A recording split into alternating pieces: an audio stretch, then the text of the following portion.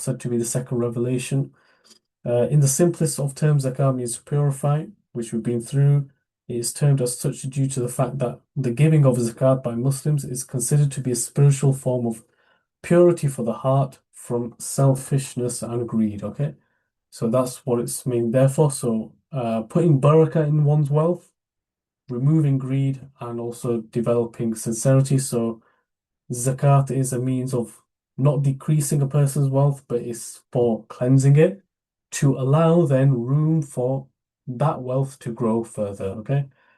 Um, so also it eradicates envy, jealousy, uneasiness, and hatred from the recipients' hearts for the contributors. Okay.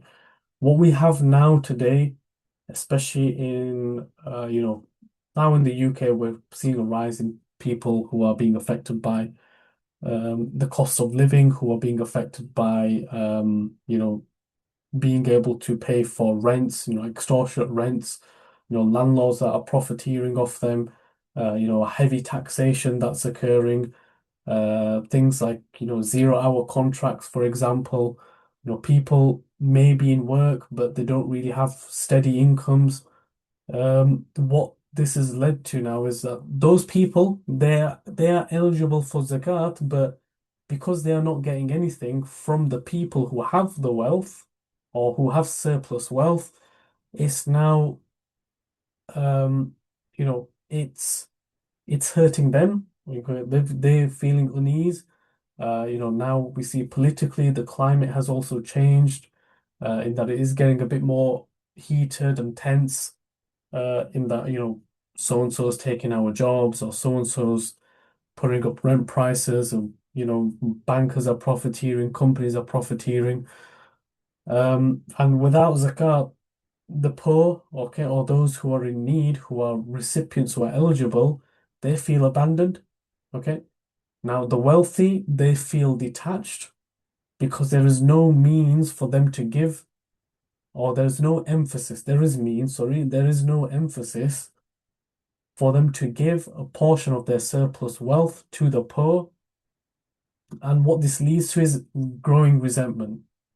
Whereas with zakat, okay, this is not just theoretically, this has been practically implemented, that it restores dignity, um, in that the poor feel, sort of dignified in that they're being acknowledged, okay? Um, and what it does is also, like it says in here in the fourth bullet point, it results in the purification of the society from class conflict. Okay, so the rich class, the upper class, etc., middle class being squeezed, and then the lower class, or they don't work, they're on benefits, So what it's there to do, zakat, is to remove ill feelings of suspicion and distrust and disintegration. Now we'll have a discussion about local zakat.